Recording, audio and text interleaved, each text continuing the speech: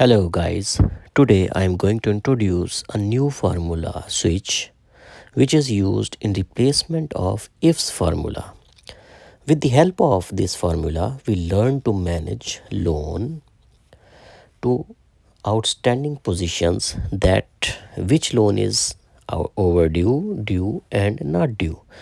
Write formula switch, parenthesis start, asking the expression which required we mentioned true, comma, value 1 is today date formula minus loan expiry date.